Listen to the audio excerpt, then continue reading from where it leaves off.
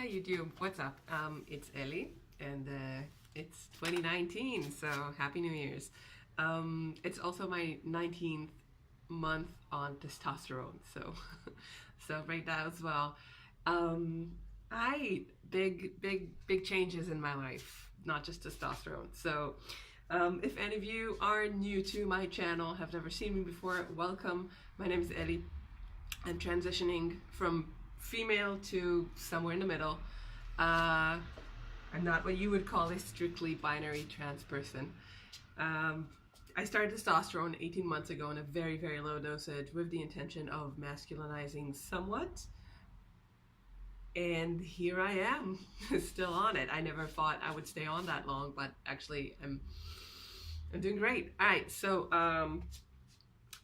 let's go through some updates and changes, and after that I'm gonna talk a little bit about immigration, about my moving to Spain, that is. So I've been on for like 18 months, and while I have seen a lot of changes, namely mass gain, I don't want to say muscle gain purely, because that would be that would kind of be misinforming people. I've gained stuff. I've gained muscle and I guess some fat, and I've just become bigger, like a shirt size bigger or two. And then I've become stronger. I now sweat more. I am hungrier, definitely. I sleep better. Don't know why. Let's see, what else? Emotionally, I feel more stable, more solid. We've gone over this in prior videos. I feel more confident, but that could be the result of so many things. I don't want to say that it's just testosterone making me feel all these positive things that are obviously, you know, the results of a very large process in my life, and could have to do with a lot of other good things that have happened. I'm just, you know, I can't tell what's hormone induced and what isn't, so I'm just naming everything. Yeah, so we've had that. Definitely hair growth. I've seen a lot of hair pop up on my body in lots of different places, you know. Started with leg hair, and then I got thigh hair, and then I got tummy hair, and it's just creeping up, you know, just slowly covering me. Now, I always do this, but my arms have actually not really become very hairy just yet. Also, I don't have a lot of hair here. I do have some stomach hair. I don't know if you guys can see anything. It's steadily been getting a little bit thicker. I don't have much back hair or shoulder or chest hair for that matter, and I hope it stays that way. What else? Skincare. So my skin is pretty blessed. I don't really have skin problems. I do get some acne when I remove the facial hair that I'm growing, because I'm not keen on facial hair. I don't hate it, but it doesn't mix well for me right now. And I'm gonna talk about that. Okay, so when I do remove whatever facial hair I get these days, I get some acne, but I'm told that it happens when you remove body hair. It's just a thing that happens when you pluck. You kind of damage the pores, and they kind of respond. Anyways, I get slightly more acne than I used to. I think when I just started testosterone, even though it was a really low dose, I did get more acne, also on my neck and slightly down my chest, but it's really clean now. As you can see, I have this redness. I don't know what the redness is from. It does not depend on how much sun exposure I've had, and I don't think it's a product of testosterone, but I don't know. Yeah, so skin-wise, I'm pretty, yeah, I got the better end of the stick in that one. What I didn't really get was the voice drop. And that's the biggest, most important change for me. That's the main reason why I went on testosterone, is with the hopes that I will get a slightly deeper, more androgynous voice. Hasn't happened for me yet. I mean, not in the way that I wanted to. I still wanted to go down deeper. I suppose it has gone down like a little bit. I can kind of feel it. Like, I can kind of feel that if I want to, I can go down a little bit more than I used to be able to go down. But it's definitely not where I wanted to be, or where I'm hoping it could get to. So I actually did something this 20th of December. I raised my dosage to 50 milligrams, which is actually the full dose of going on testosterone for FTM trans men, when they, the standard recommendation is about 50 milligrams of what I'm taking a day. If you kind of want to know the dosages, I suggest, well, it really depends on what way you're taking your testosterone. So I would not take medical advice from the internet. Doesn't matter how, impressive the person delivering it is. You need to go to a medical professional and have it, explained to you, and designed to suit your needs, etc., etc., and never take medical advice from the internet. That said, I dosed my own testosterone since the day I started, and I'm still doing it. I don't know if this has long-term effects that I should be aware of, but as far as I know and have been able to figure out, it doesn't. But I guess we'll know when I'm 50 whether my, bones break because I have osteoporosis, or if I get, like ovarian cancer or something. I guess that we'll know that maybe or maybe it didn't have something to do with taking testosterone in my 30s. Oh yeah, by the way, I'm 32, so if any of you all are a little bit older than the usual 16, 18, 19-year-old kids that are transitioning these days, then you have a pal here who is also that age and going through, transitioning through professional life, slightly older family, relations, etc., etc. I think it's different. It's different when you're in your 30s and when you're in your 20s, and definitely when you're older. In whatever position you occupy in life, kind of says that you have to deal with different things when you're transitioning. So,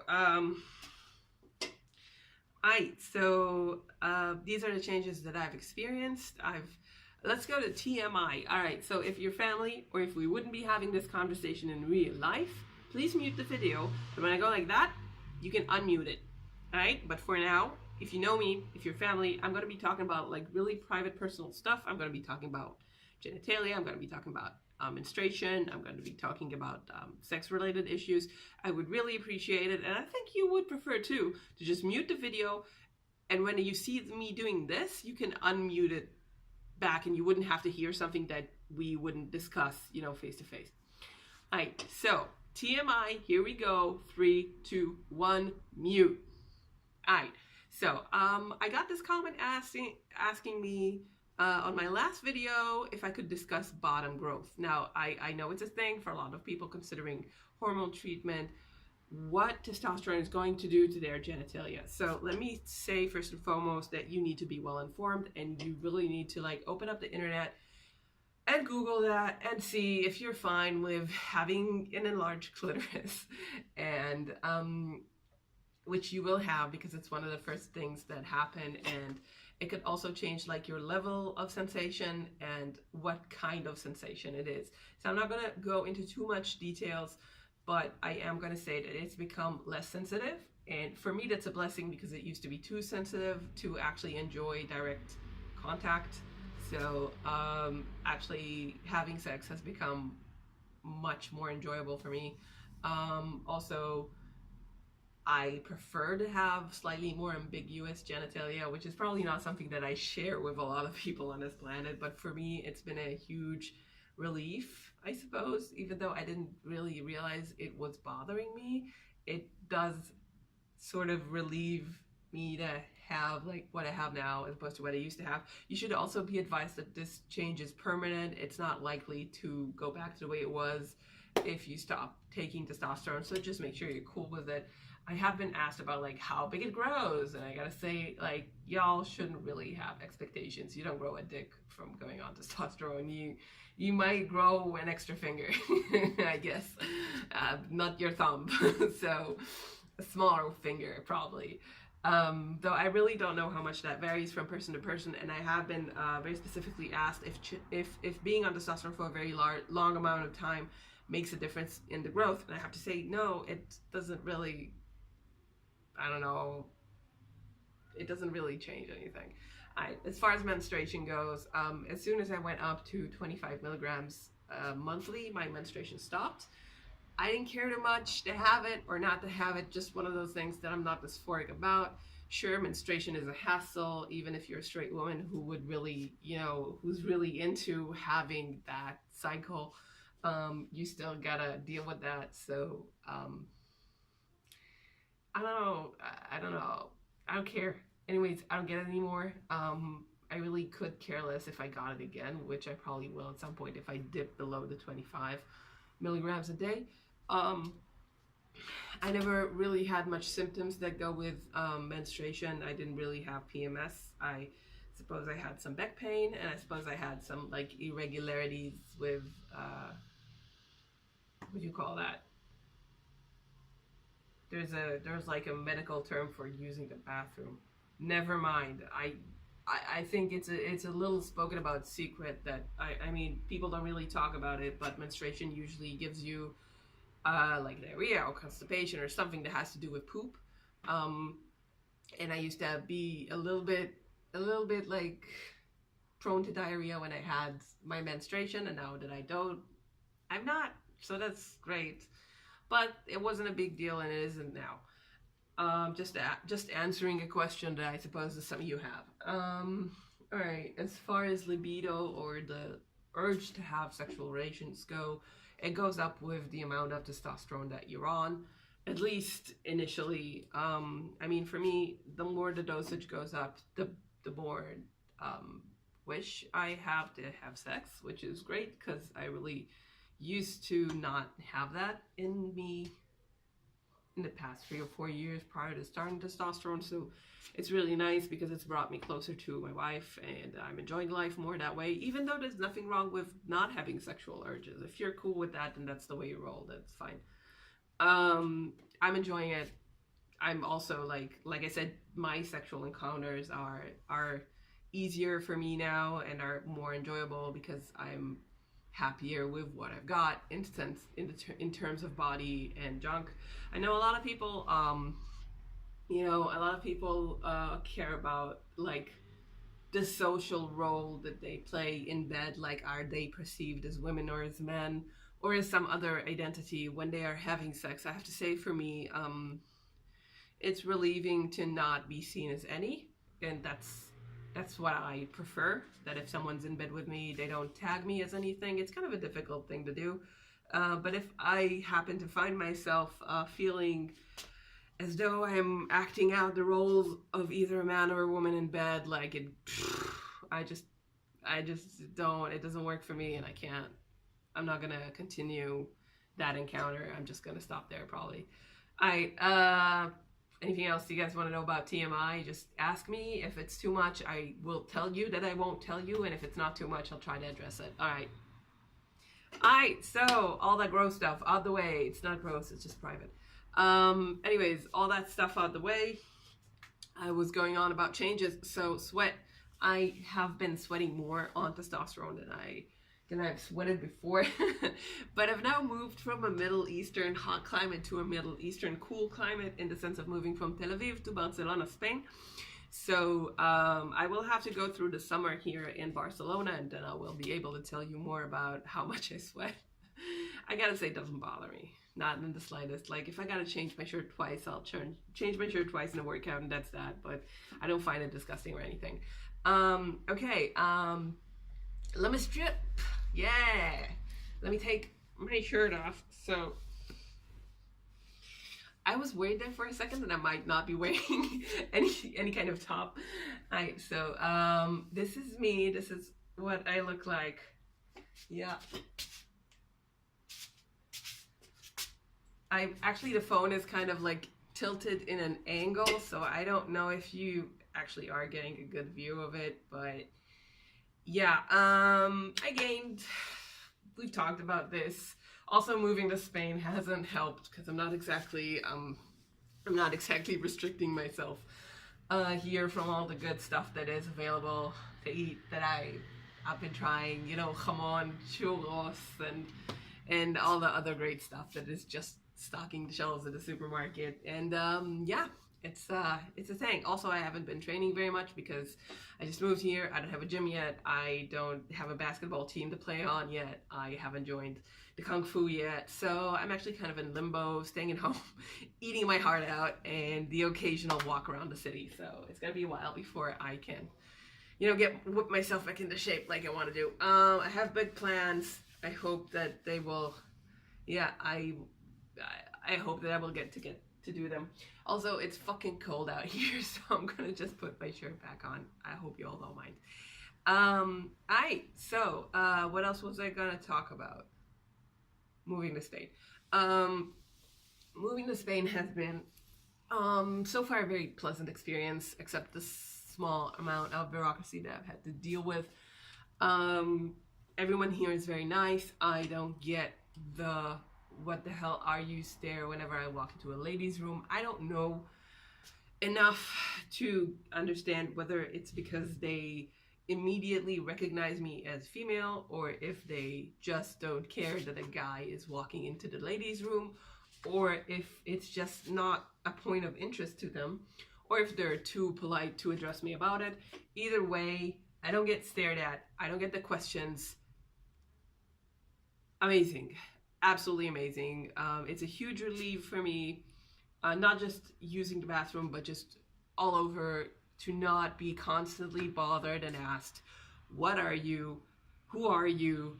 And sort of be doubted the whole day long. I feel like in Israel, I sort of get to feeling like a fucking liability all the time. Like, people are just tolerating me, and everybody has their fucking opinion on what I should wear and how I should talk and who I am and what I am and what I stand for politically. And I just didn't have to deal with that kind of thing here so far. Now, I understand that I have a very superficial relationship with people that I know in Spain. So far, it would probably pop up once again, when I have some friends or colleagues or bosses, whatever.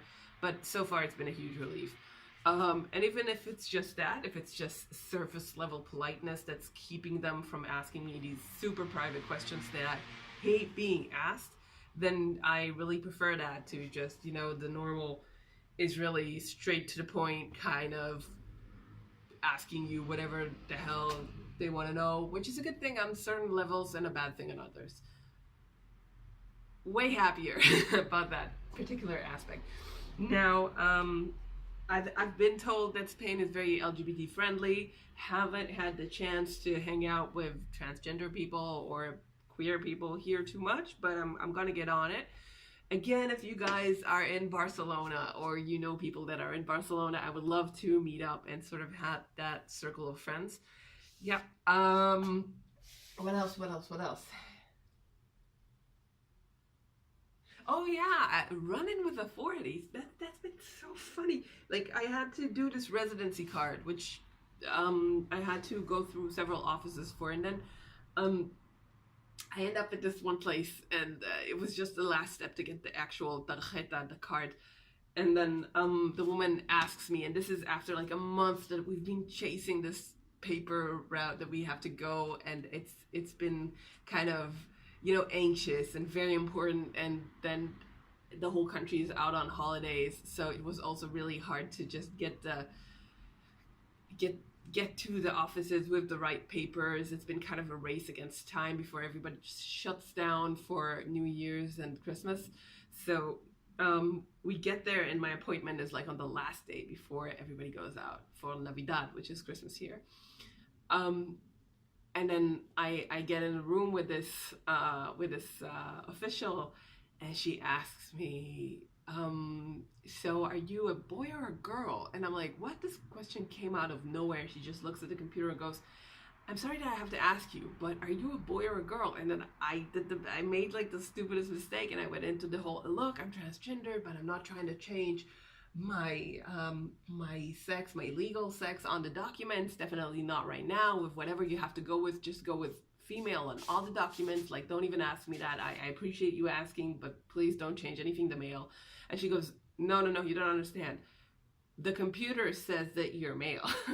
And apparently what happened is that some official before her, like some of the other people that I had been interviewed by before that, had wrote me in the computer as male. Now this is super strange because all my documents state that I'm female, like my passport and my visa and all the other documentation, like my marriage certificate and anything else that I've presented to anybody from the Spanish government or police had always stated that I was female. So it doesn't have to do with paper mistake.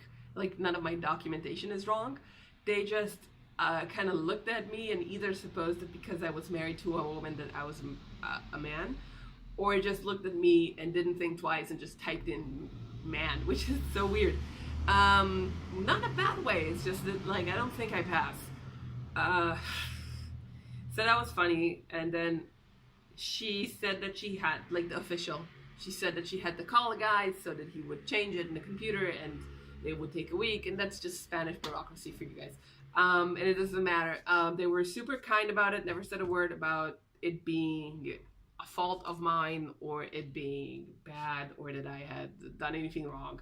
So the whole treatment of the matter was very matter-of-factly, let's get this straight and get you your paper.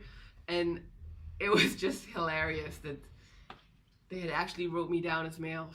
Whatever.